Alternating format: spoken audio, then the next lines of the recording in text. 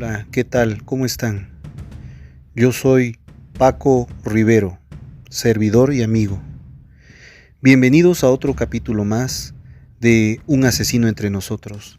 Seguramente han escuchado sobre los asesinos seriales. Pues bien, los asesinos seriales son un fenómeno social. Estos empezaron a estudiar de forma sistemática y creciente en los años 50 en Estados Unidos por el FBI.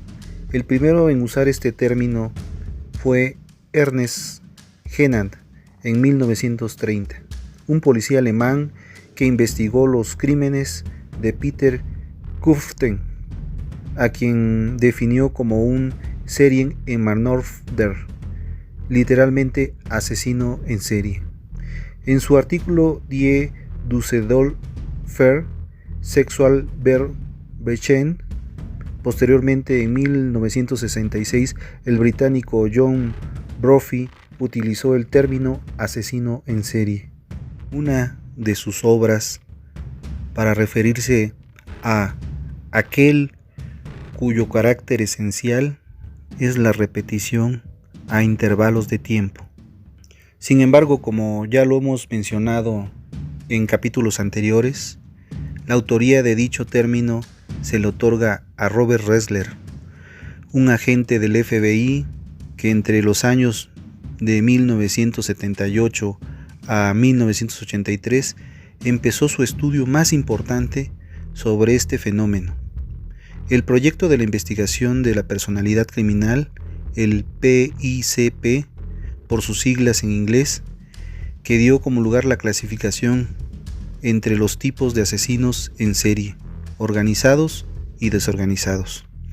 Este personaje, Robert Ressler, entrevistó a casi 36 presos para averiguar qué les había llevado a matar. Esto hizo profundizar en su infancia y su adolescencia y hacer un estudio pormenorizado de sus personalidades, todo ello con el objeto de comprender cómo funcionaba la mente de estos depredadores. Antes del estudio de Ressler, estos crímenes se les denominaba asesinos cometidos por desconocidos, de modo que pudieran diferenciarse de aquellos en las que las víctimas morían a manos de una persona conocida, generalmente un familiar. Las definiciones de asesinos en serie empezaron a proliferar a partir de los años 80.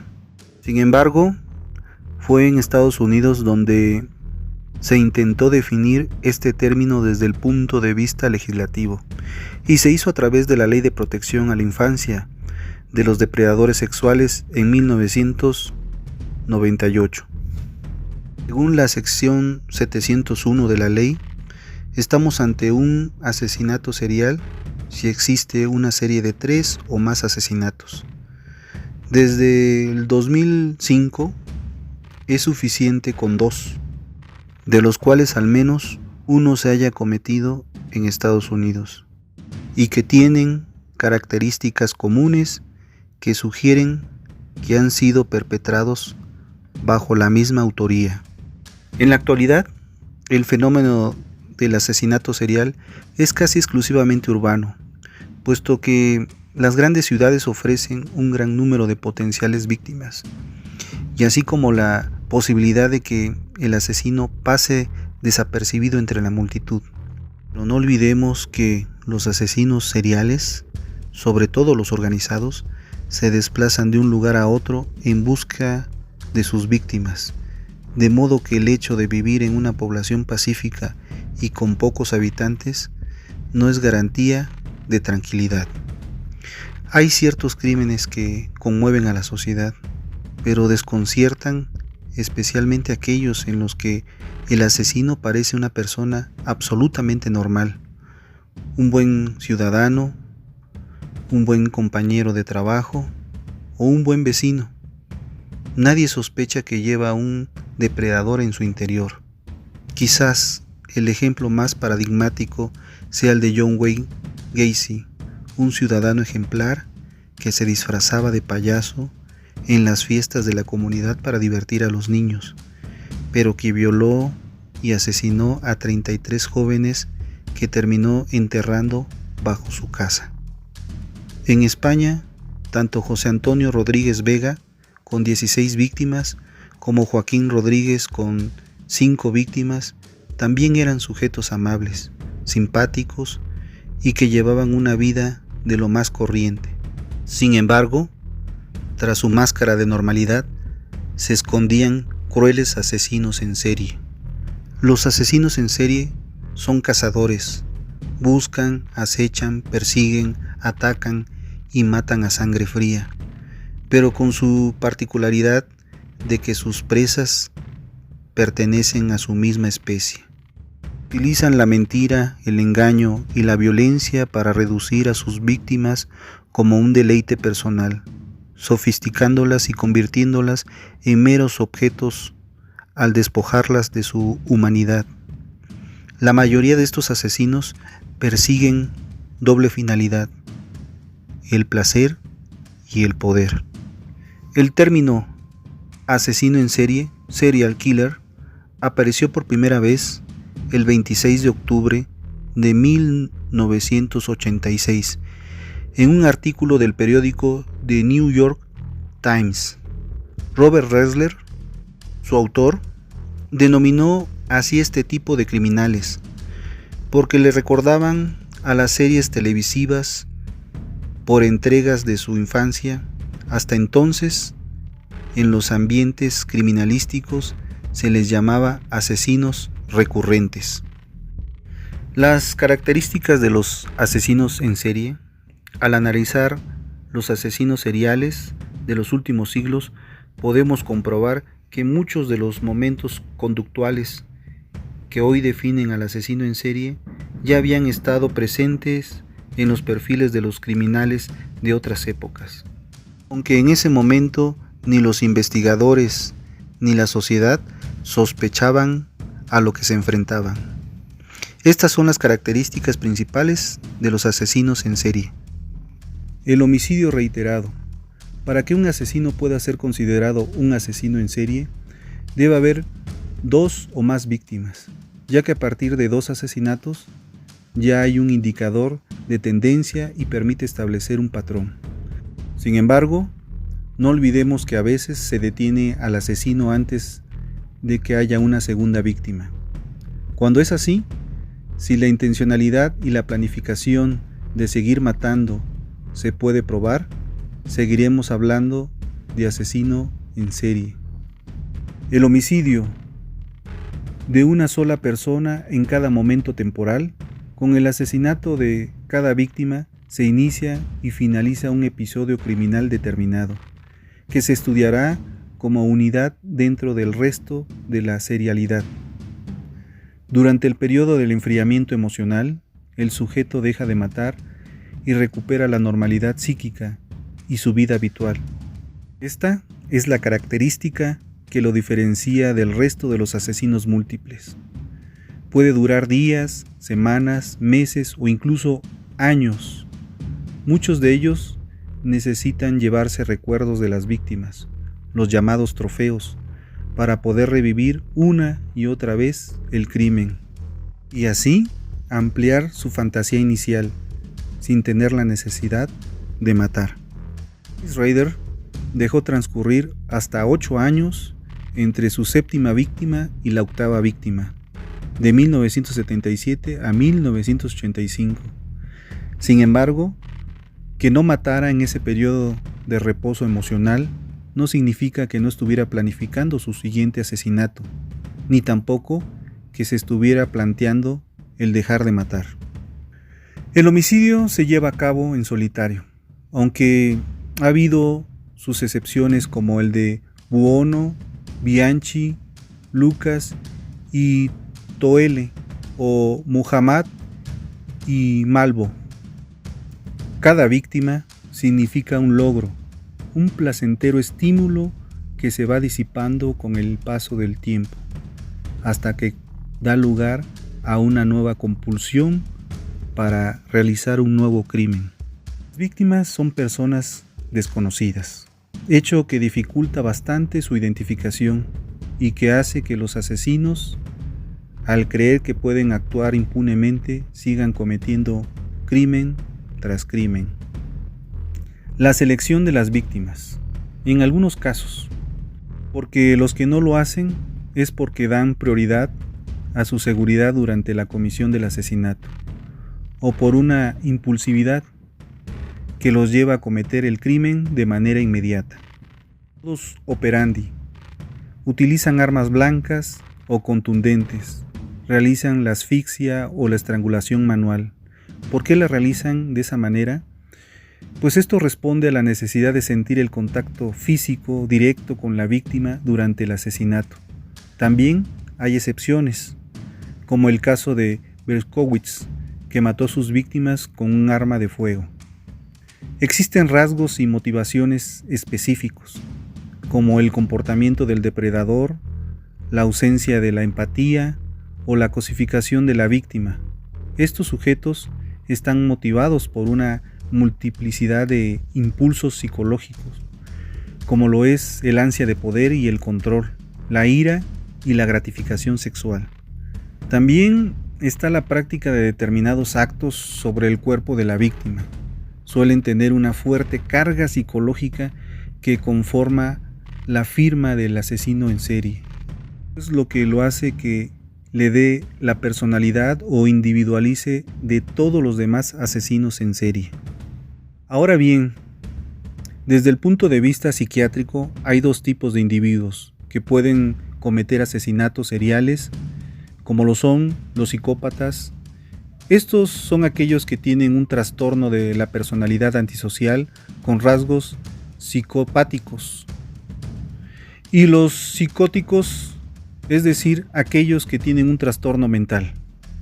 Una de las preguntas que hacemos siempre son: ¿los asesinos cuándo dejan de matar? Pues los asesinos seriales solo dejan de matar cuando se les detiene. Y existen contados casos de asesinos en serie que se han entregado a la policía. Dos ejemplos son Alfredo Galán, el asesino de La Baraja, y Edmund Kemper, el asesino de las colegialas. Al margen de los motivos que impulsan a matar, existe una razón primigenia. El asesino serial quiere ser otro, quiere ser capaz de influir de manera decisiva y brutal en su ambiente para obtener así una nueva identidad. Cuando mata por primera vez, el asesino en serie descubre algo extraordinario. Se da cuenta de que eso era lo que estaba buscando. Por tanto, intentará representar en la vida real y de la forma más fiel posible todas las fantasías que ha ido creando en su mente, porque comprenderá que matando de modo sistemático a otras personas se siente plenamente vivo, algo que no había experimentado en toda su vida hasta entonces. Un ejemplo claro se da en la obra del extraño caso del Dr. Jekyll y el Sr. Hyde, de 1886. Robert Louis Stevenson ya representaba brillantemente algunos de los rasgos del asesino en serie moderno, al introducir una de las características más diferenciables, que es un exterior afable y cordial, la representación del bien encarnada en el Dr. Jekyll, contrapuesto a un interior que oculta a un obscuro y despiadado asesino, el Sr. Hyde. Jekyll se acostumbra a metaforciarse en Hyde para poder disfrutar de todos los placeres prohibidos que jamás se hubiera permitido siendo el doctor. En definitiva, se convierte en otra persona para poder llevar a la realidad lo que solo está en sus fantasías. De este modo, el yo, asesino, nos revela a la persona que es realmente, mientras que su identidad externa, aquella que muestra a la sociedad, es simplemente un disfraz con la que podrá pasar desapercibido ante la sociedad. Ahora, los aspectos sociales del asesino en serie. El asesino en serie es un enemigo invisible, oculto entre la multitud, con familia, con trabajo, con una vida aparentemente normal, pero en realidad lleva una doble vida y es capaz de mantenerla durante mucho tiempo, tanto que no se descubre quién es realmente hasta que es detenido. Jean-Claude Roman no tenía trabajo, pero engañó durante años a su familia y amigos haciéndoles creer que era un médico, un investigador, nada menos que de la Organización Mundial de la Salud, aunque jamás aprobó el segundo de medicina. Sus ingresos provenían de las diversas estafas que llevaba a cabo. En 1993, al darse cuenta de que su familia iba a descubrir la verdad, los asesinó a todos, a su esposa, a sus hijos y a sus padres. Actualmente está en prisión. El asesino en serie huye del anonimato que nos rodea en las grandes ciudades, busca su propia individualidad y la consigue a través de sus brutales crímenes, que lo hacen diferente del resto de los ciudadanos y le permiten ser alguien, esa persona que por primera vez es el más buscado, el más temido, el más sanguinario. Berkowitz era el asesino en serie y también era un cartero. Y no saben cuánto disfrutaba, especialmente cuando oía hablar a sus compañeros sobre el hijo de Sam y sus despiadados crímenes. Aún así, ninguno de ellos se dio cuenta de que lo tenían en sus propias narices, delante de ellos, como compañeros de trabajo, a pesar de que cada día iba a trabajar en su Ford Galaxy de color amarillo. Sí, el mismo que había asesinado, el mismo que era buscado por la policía. Ahora bien, ¿qué víctimas son las que se escogen? Las víctimas son indeterminadas, especialmente son las que están vulnerables o en una clara situación de desventaja. Estas personas anónimas parecen tener un cierto valor simbólico para el asesino, que en algunos de los casos las eligen al azar y en otros las seleccionan. Solo la repetición sistemática de sus crímenes determinará un perfil que indique qué tipo de personas pueden ser la siguiente víctima, como lo veremos más adelante. La soledad del asesino en serie. Tras el asesinato y hasta su próxima casa, el asesino en serie se vuelve a su enorme y oscura soledad, a la insatisfacción consigo mismo, a la frustración y a esa aparente normalidad a la que está acostumbrado, que solo acabará cuando sea muerto o sea detenido por la policía. Ahora, ¿qué buscan los asesinos en serie? Bueno, pues buscan la fama, el éxito al presentar sus actos en sociedad. El asesino en serie varón quiere que se le conozca, que se le reconozca, ser visto como un ser superior y muy inteligente al no ser capturado por los policías. En cambio, los asesinos en serie de mujeres quieren pasar totalmente desapercibidas. De ahí que algunos envíen cartas y mensajes a los medios de comunicación y a la policía, como son los casos de William Haynes, Dennis Rader y el asesino del Zodíaco, que enviaban cartas a los policías y a los medios de comunicación. Hoy en día, el prototipo de la mayoría de los asesinos en serie corresponde a un hombre blanco de entre 23 y 47 años de edad, solitario, víctima con mucha probabilidad de abusos en la infancia, ya sea abusos sexuales, físicos, psíquicos o emocionales, con una psicopatía poco detectable que les impide ya sea crear y mantener lazos afectivos con otras personas o tener piedad o empatía hacia sus víctimas. También valorar el nivel de crueldad de sus acciones, asumir la culpa o sentir arrepentimiento por sus actos. Lo más alarmante es que saben simular normalidad en su entorno familiar, social laboral, aparentando ser quienes no son, con muy poco esfuerzo. Afortunadamente, el número de asesinos en serie ha disminuido en un 85% en las últimas 3 décadas, gracias a las mejoras de las técnicas de investigación y al avance de la ciencia forense, a la preparación también de la información de los investigadores y al uso cada vez más habitual de los perfiles criminológicos, llevado a cabo por analistas de la conducta. Estos predicen qué tipo de persona puede o pudo haber cometido el crimen, y en la actualidad se le suele atrapar a la comisión de 2 asesinatos. A continuación veremos la diferencia entre asesinas y asesinos en serie. Las asesinas en serie matan solas, en pareja, mujer o hombre y mujer o en grupo. Los asesinos en serie matan en solitario, aunque existen algunas excepciones, muy pocas excepciones. Las asesinas en serie matan a personas de su entorno, compañeros de trabajo, familiares o amigos. Son estáticas y geográficamente estables. A diferencia de los asesinos en serie, la mayoría de ellos suelen cazar. Suelen buscar a sus víctimas desconocidas recorriendo distintos escenarios. Las motivaciones. Para las asesinas en serie, la mayoría de las mujeres matan por lucro. Para los hombres, los asesinos en serie, las motivaciones son el poder, el control, la gratificación sexual. Las asesinas en serie tardan el doble en ser detenidas, hasta 8 y 9 años, debido a su discreción, a su paciencia y a la ausencia de sangre en sus crímenes.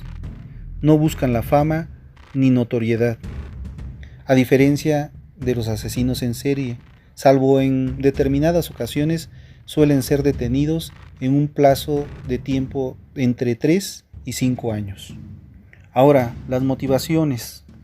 El 80%, en el caso de las asesinas en serie, el 80% utilizan el veneno como arma homicida.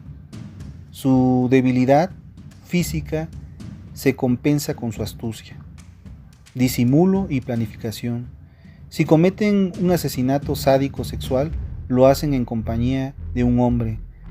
En algunas ocasiones, sus motivaciones es el amor y la lealtad a su pareja.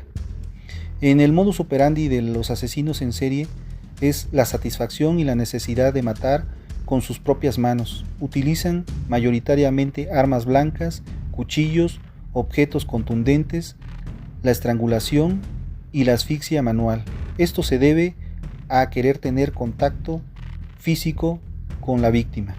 De las asesinas en serie, los asesinatos son insidiosos, utilizan el veneno, no existe violencia en su administración, la víctima desconoce que está siendo envenenada.